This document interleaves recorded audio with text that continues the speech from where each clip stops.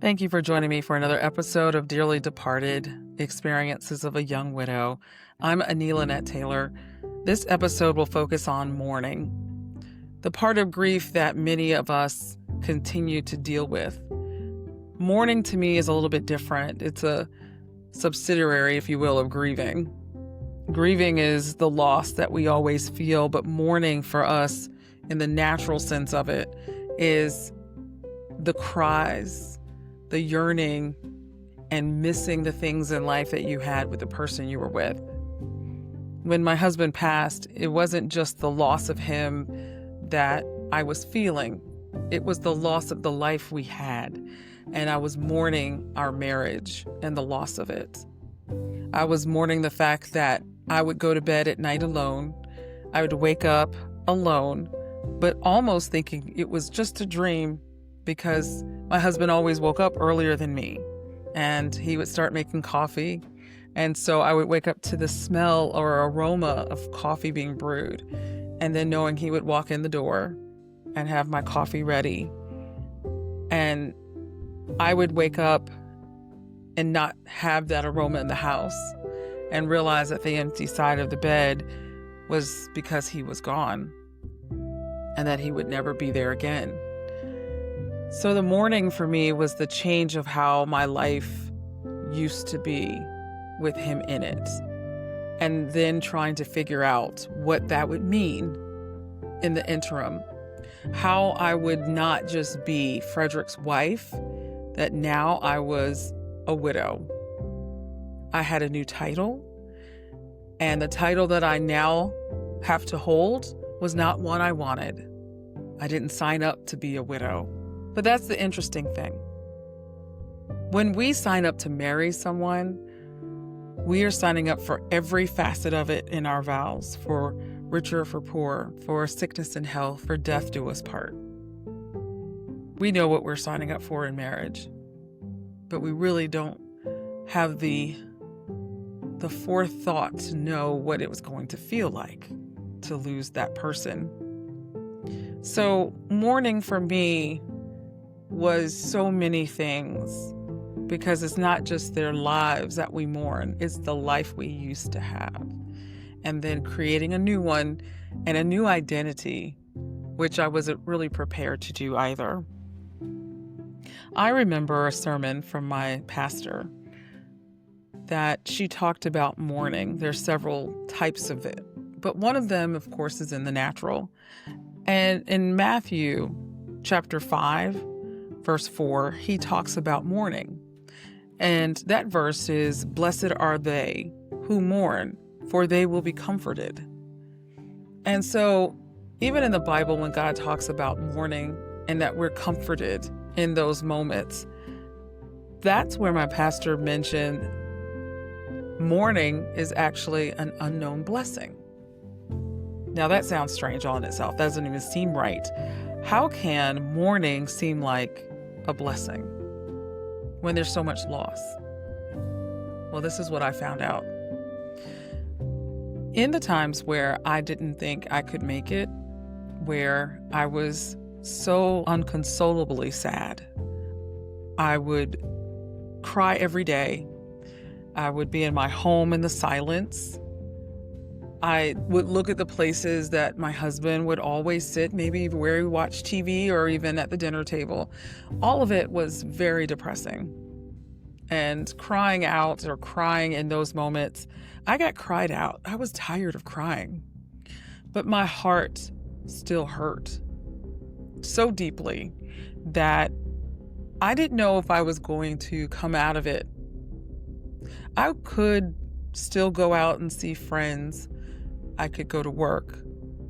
I could interact in the community outside of my home. But as soon as I drove in the driveway, it was as if the joy, and I shouldn't say joy, it was the happiness that I once had was all gone. The one thing that I've learned as a believer is joy comes always in our lives, because that is what God always says, we should have joy. But that doesn't mean we're always going to be happy.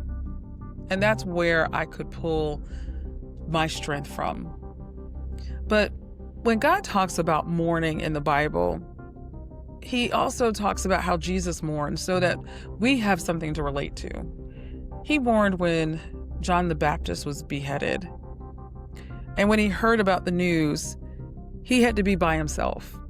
He had to take a moment as well. He didn't want the crowds. He didn't want his disciples following him. He wanted to be by himself. And that just shows you that we also would need a moment too. Many times I see people, and even myself, I started to just work myself all the time, so I didn't have to think. I didn't have to sit there and realize that I was alone. When I was working, I was preoccupied, and that's dangerous because something could hit me in an instant. It could be a song on the radio in the car. It could be a song in the grocery store. Anything would trigger. Sometimes it was places we would frequent and I would drive by. A memory that would come up in our town, in our home. Those are the things that would trigger me because I wasn't taking care of myself on a daily. I did not take a moment and say, how are you doing? Just sit there and stop everything I'm doing and sit there and ask, am I okay? How am I feeling? Do I feel sad? Do I feel overwhelmed? Am I angry? So I felt I needed to take those times to really think and reflect on my present state and not just work so that I would fall asleep in exhaustion because I couldn't go to sleep otherwise. My mind was swirling with thoughts and sadness and anger, and working kept my mind off of all of those things and emotions. But reading and learning about how Jesus had to say, I needed a moment to myself. I needed to stay away for a second. It just shows you that he also understands grief and mourning, and that he's going to comfort us in those times. So what our grief teaches us, and what I learned in that moment, it teaches us to surrender our grief and pain to him. Whenever you can't handle it, that's the place to go and pray. And prayer allowed for me to get closer to God and understand that he will take care of the widow. He talks about that, actually. He was always saying that you should take care of the widow. I should help any widow myself. But that's who he comes to help. And anyone who tries to take advantage of the widow, well, there's vengeance on that. So in those moments, what God is trying to tell us about mourning is that it can make us bold. Because now we have a statement of truth when our experiences are loneliness. And then I would feel God's presence, and I didn't feel alone anymore. I felt comforted when someone would call me and just say, you came across my mind today, and I just wanted to see how you're doing. And you know, that takes a lot for someone to do that. Many times, and I've done this, when someone is grieving, I didn't know what to do. I felt if I called and asked if they were okay, then I was just bringing it up. I was hindering their healing, is what I thought. It wasn't that. Many times people are ready to talk, or they want to feel as if they're not left alone.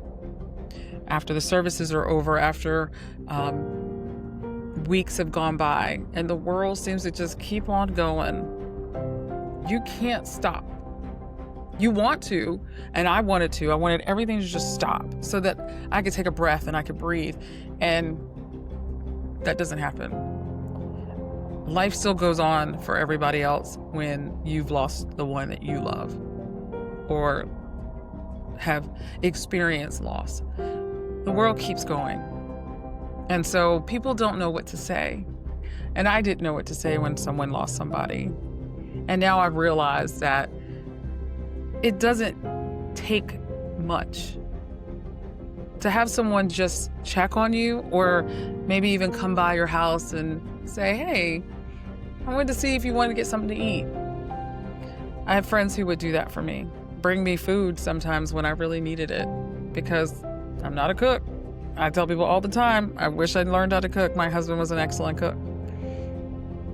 And so I would just sit there and neglecting the fact that my stomach is grumbling and rumbling, and I would still not eat. But here would come a knock on the door, or someone who was bringing food or asking me to go out, and then listening to me, allowing for me to say what I wanted to say or not say. That was so valuable. In the state of mourning, to have a connection with people helped me get through it. And some people would think, I don't know if I did enough. And I would say, you don't realize how much you did it all for me. A simple text, just calling a card. I've had cards that were sent to me, and it was just when I needed it. And that's how I knew God was with me, and I didn't feel alone. I had people ask me, do you feel okay in your house? Do you feel safe there? You're by yourself. And I would tell them, I'm most comforted in my home, mainly because it was filled with love. And secondly, God is still with me in my home. I don't feel scared that some burglar is going to come in, and I don't have a strong man to check it out for me when you hear a noise. I had to learn to deal with all those things on my own. And I know there's the stereotype as a woman, there's a bug on the wall, you call your man, oh, get the bug on the wall. Okay, so yeah, I would do that. I enjoyed actually saying, hey, you get that, I don't have to get it. But I had to be bold because I was doing this thing alone. I remember there was a little baby snake, and I don't care what kind of snake it is. It could be a great snake to the biological world, and it does all these great things, and it's a friendly, harmless snake. It's a snake. I don't care. I don't want to see a snake around my house. I'd rather burn my house down. I don't want the snake to be there. And I remember it was almost in my sunroom, which then my sunroom connects to my kitchen in my home. And all I could think about is if this snake gets into my sunroom and slithers through the little tiny opening in my door, which is not so tiny, I would have a snake in my house. I've got to pick it up and remove it. And I had to. And I did. By myself. I picked up the snake by myself. I say that to say that in the times where I would normally call for my husband or say someone has to come get this snake, I had to do it on my own. And I learned in that moment that I'm braver than I thought. I'm bolder than I thought. And that only came to the fact that I had lost my spouse and I had to depend on God, the only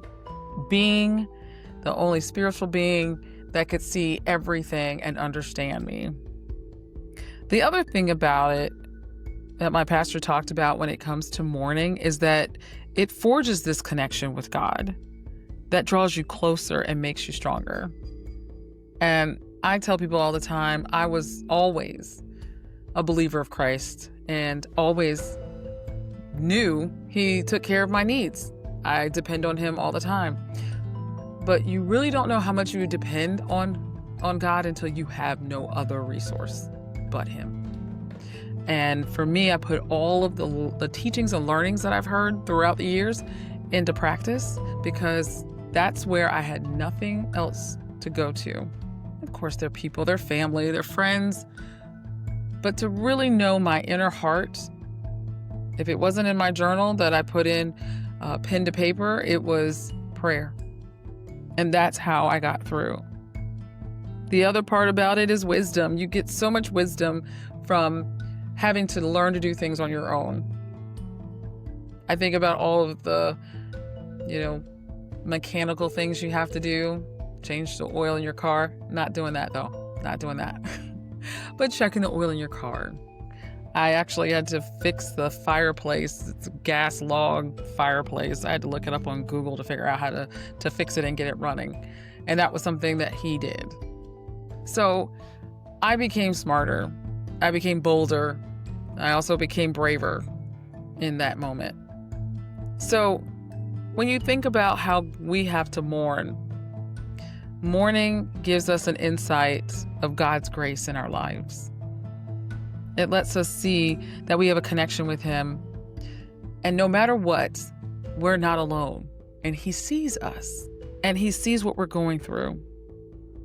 And while we're in sorrow, because sorrow will come, we will not be immune to it. But what we can do is realize that we have a Savior that will help us through. And so mourning has subsided. The tears may come because that's part of my grief. But the deep, painful part of mourning has subsided so much that it's allowed for me to move on.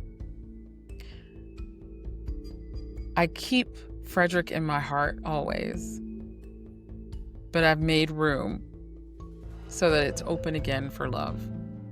And that's because God is there, and God has always watched over me.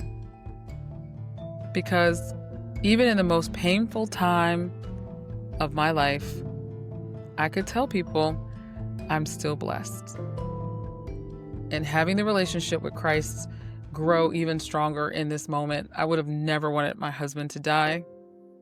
But the trade-off was getting God to be more present in my everyday and to show up so that He could show me just how real He is.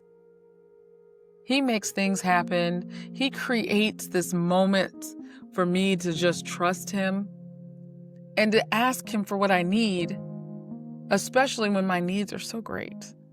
And He sits there up high in His throne and He looks down a little on me. It's such a beautiful place to be, to know that you have a Father in heaven who is looking down on you and is concerned about you. That's what it's taught me. And because of that, I've understood the purpose of mourning and grief and loss. And so as I move into this new era of life, as I move forward to redefining who I am and becoming something new, the one thing that I'm grateful for in this enormous change in my life is knowing that I'm a child of God and that He has completely watched over me and protected me and got me through when nobody or no one in my life could do it. It's a God thing. I'm grateful for those who have put their most into my healing, who have sacrificed themselves and their feelings so that I could say I was okay. I can only thank them to the highest and the deepest of thoughts because they really have helped me. And so as we surrender our grief to God and the pain that comes with it, just know it's a natural process. And we will get through that process because God is with us always. And if you just call on His name, surrender your life to Him, He will show up and comfort you. Thanks for joining me for this episode of Dearly Departed, Experiences of a Young Widow. Remember, I have a journal on Amazon with the same name, Dearly Departed. I pray that it becomes a healing point for you as well. You can go on my website, tvstarsmedia.com, and also on Facebook for Dearly Departed to learn more about the journal and this process. I pray that you'll be okay. I pray that you would lean on God, and I pray that you know I'm with you and you're never alone. Thanks for joining me.